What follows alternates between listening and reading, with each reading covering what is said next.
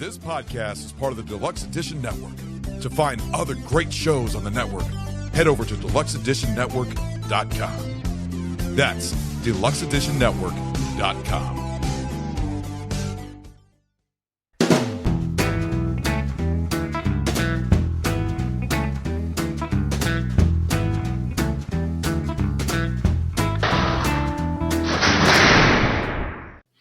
What is going on, and welcome to Take on World Lockup.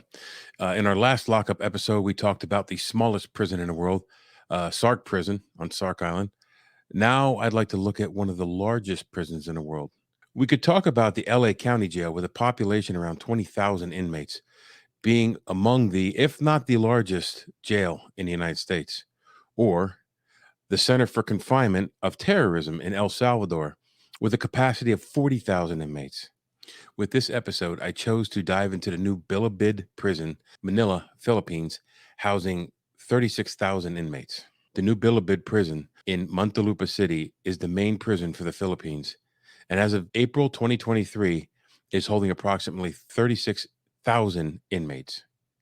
It was only designed to hold 12,000 inmates. The old Bilibid Prison was established in 1865 via royal decree. It had two sections, the Casel, which had a capacity of 600 inmates, and the Presidio that held another 527 inmates. It quickly became too small and outdated with a drastic increase in crime. The new prison began construction in 1936, and in 1940, prison operations were transferred to the new prison. After construction of the NBP, the old Bilibid Prison was used as the city of Manila's detention center. And in 1941, the new prison was officially renamed New Bilibid Prison. At the outbreak of World War II, the Philippine government rounded up all the Japanese enemy aliens and placed them in various camps.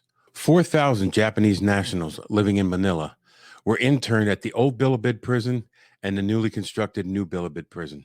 It was said that they were given compassionate treatment by prison director Major Heriberto Misa. It was also said that the regular prisoners tried to contribute to the war effort by donating blood for soldiers and pledging to fight the Japanese if the government would allow it. The government declined due to security factors.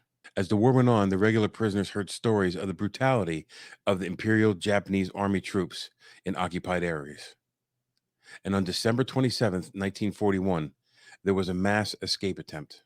2 buildings were burned in the attempt, and about 3,000 prisoners attempted to climb the walls. Prison guards fired into the air to stop the escape, and all prisoners were accounted for. No inmates were killed or injured in this escape attempt.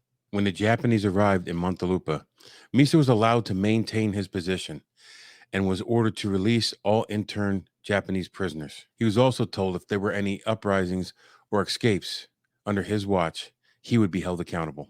New Bilibid Prison was converted into a prisoner of war camp for Americans and Filipino soldiers, military prisoners, and captured guerrilla fighters. Misa and the prison employees secretly gave medical aid to the victims of torture and allowed their families to visit and give food and letters. Some prison employees joined the guerrilla movement while maintaining employment at the prison. Guerrilla intelligence activities were conducted inside the walls of the prison, and Misa supported the cause. On June 24th and 25th, 1944, guerrillas assaulted the prison and, without a shot being fired, liberated 30 guerrilla inmates, a large stash of weapons and ammo. The Japanese wanted to execute Misa, but then Philippine President Jose Laurel intervened. While his life was spared, he was dismissed from his position and replaced with a perceived pro-Japanese officer. There was another huge prison escape, this time successful.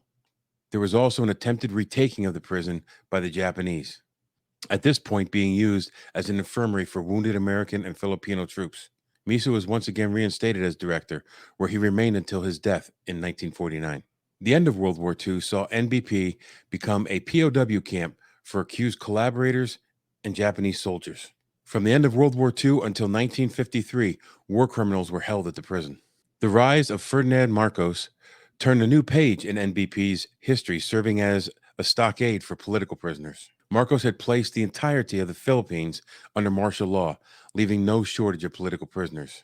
Human rights abuses against political opponents, student activists, journalists, religious workers, farmers, and anyone who spoke out against Marcos are well documented.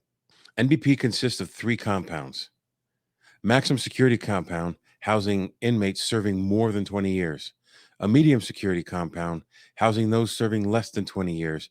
And a minimum security compound, housing those close to completing their prison sentence or those who are at least 70 years old. Inmates are confined to cells at night, crowded to the point where there is no room to lay. 80 to 100 inmates are put in a cell designed for 10 people. Many sleep sitting up or even standing. But during the day, the prison seems more like a barangay or barrio or neighborhood. There are nearly 2,000 inmates on death row at this prison. There are recreational facilities at the prison. There's a basketball court and a gymnasium. This is the same area they use for the production of handicrafts. Prison ministries offer services for several denominations, with a daily mass being held in the prison's Roman Catholic chapel. Inmates can assume custodial jobs, administrative jobs, and rehabilitative functions. Education is also offered. Elementary and high school education, vocational training, and adult literacy are offered. There is even a bachelor's degree in commerce program offered. NBP also has a small wet and flea market where prisoners can buy daily commodities. 257 acres of land was set aside in 1992 to be developed for housing for employees of the Department of Justice and other government agencies, known as the Justice Village. Up until now, the information may make it seem that this prison runs efficiently and without issues, but there is a cloud of death and corruption surrounding NBP. A 2019 report says nearly 5,000 inmates die at this prison every year due to overcrowding, disease, and violence. A public official serving time for rape and homicide in 1993 was rumored to be being released early for good behavior. This caused a public uproar in August of 2019. A month later, a woman was told for the sum of 50,000 Philippine pesos, about $970 US, her husband's sentence would be shortened. The deal fell through, even though that she had paid the sum. More allegations arose claiming inmates could live like kings in their cell for a certain fee. Regular allegations of officials trafficking and contraband are made, including cell phones, cigarettes, and even televisions. There are also allegations of inmate faking illness to spend time in the hospital. According to former inmates, some of the prisons have personal cooks and nurses inside the prison hospital. There have been investigations into drug lords operating inside the prison. This dark cloud of corruption continues to grow as new allegations rise all the time. The prison is slated to close in 2028, but with no clear replacement, it seems very unlikely that this will happen. Take on the World is a proud part of the Deluxe Edition Network. Please take a few moments to go to deluxeeditionnetwork.com and check out all the great shows on the network, including this month's 2 Spotlight podcasts, which are Tuesday Terror and The Graveyard Club. If you like this video, please hit the thumbs up button and comment what jail or prison would you like me to cover next. Now, we took on the new Bilibid Prison in Manila, Philippines. You go take on the world, but don't get locked up doing it. This podcast is part of the Deluxe Edition Network.